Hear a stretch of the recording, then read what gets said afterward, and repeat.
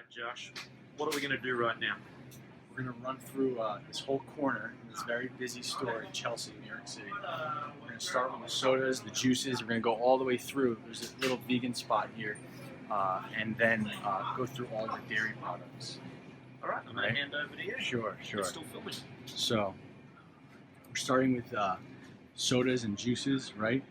All this stuff. I mean, look, I actually love Whole Foods and I love what they stand for, but there's 95% of what's in the store you really want to stay away from. So you have all these sodas.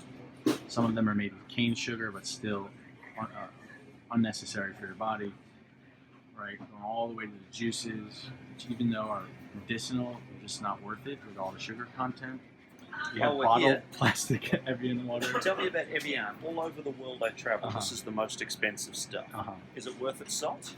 Well, sorry, being in a plastic bottle, I would say no, simply for the fact that through transportation, if it's not a BPA-free bottle, with heat and whatnot, you're going to have plastic leakage into the water.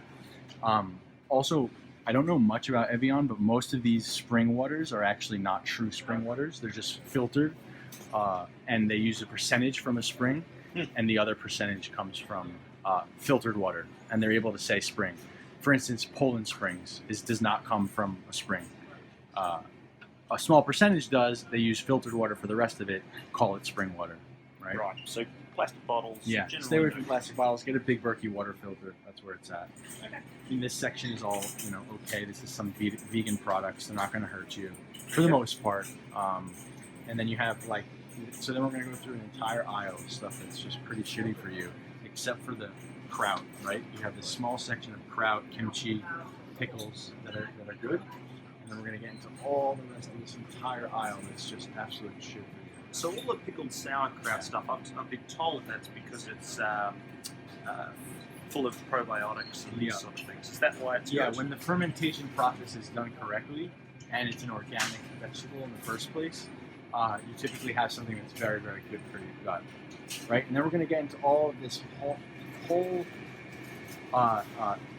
industry of bullshit and lies, and I'll tell you why. So a lot of these yogurts have probiotics added to them, and they're called, they're apparently good for your gut, like Siggi's. So everything that you buy here in Whole Foods is a pasteurized or homogenized dairy product, right?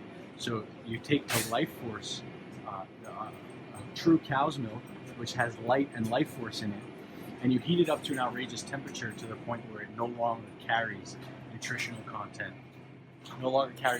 content, or carries light or life force, right? So you're left with basically a deadened product, a deadened dairy product. And most of this stuff is really, really tough to digest, and the nutrient content is a fraction of what it once was. So really, the only dairy to have is have raw dairy, raw milk kefir from a farm, a local farm. And then if you're going to have dairy at all. I mean, we can keep running down, right? So just quickly on this too, something I noticed, I'm curious to get your thought on. In Australia, you can get pure Greek yogurt. Pure Greek yogurt, I haven't actually looked at this one, it's just dripping on me. Doesn't have 15 grams of 15 grams of sugar. I've not found a yogurt here in the States that wasn't laden with sugar. Yeah, well, most yogurts are going to have natural sugar, right? But they should not have 15 grams of sugar. I mean, that's 100% added sugar. And especially when you have something that says low fat, right? That's like the conventional trick, is you make something low fat and add up the sugar to make up for it. But milk does have a natural casein and lactose, but we're talking about levels of sugar that are just astronomical.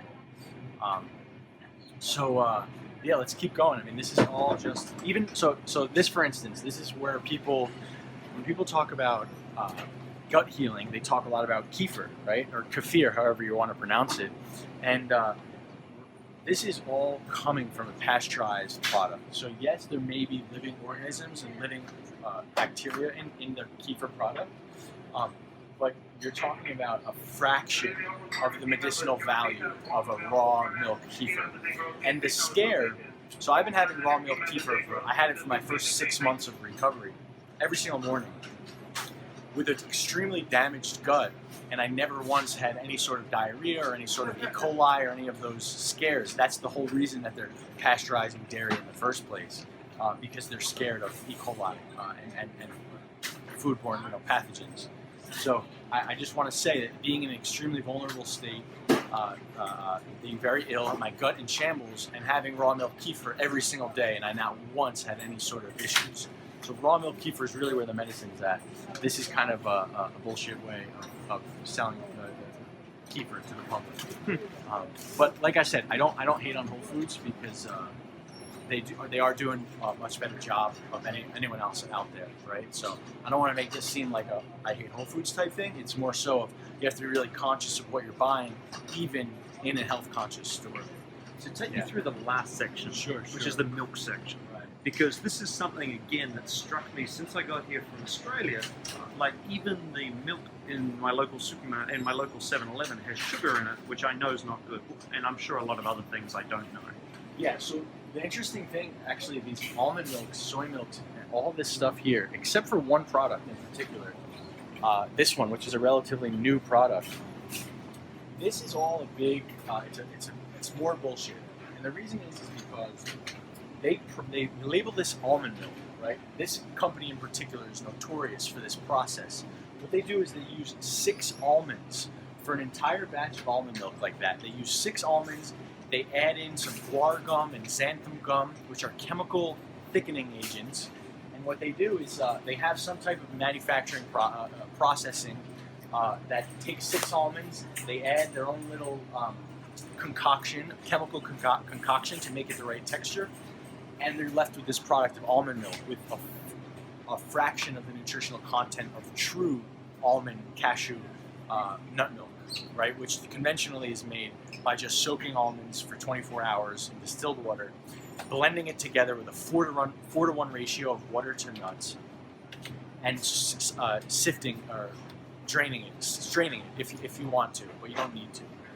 And when you have nut milk like that, you'll see that it's nothing like the actual nut milk you're getting in stores. So that's the start, right? Rice, soy, all the same type of process that they're using. But that one product is great. I've tried it recently. But the best and nut milks are actually just made in the convenience of your own home, and it's pretty simple. And then we're over on the last part of this whole section, which we basically concluded that out of the how many 700 items in this entire corner, there's probably only been like 4 or 5 that are worth buying, right? And then you're left with all these pasteurized, homogenized dairy. The closest thing you can get to like some good dairy here is here, grass-fed, right, from grass-fed cows. It's still pasteurized. So if you just absolutely cannot get a raw milk source, I guess it's okay to have, but I would just suggest skipping dairy altogether unless it's raw. And then we're left with more juices, right? So more juice, which at one point in time, I used to think was healthy, right? Orange juice, how could it not be healthy? Look, all this stuff is processed, right? And even when it's not processed, even when you just have a pure organic orange and you juice it, you're left with basically sugar. You're left with a sugary liquid substance. When sugar doesn't have fiber to balance out the digestive process of sugar, it causes such an insulin spike, right? So when you have somebody, I was watching Fat, Sick, and Nearly Dead last night, which is near Aussie country, and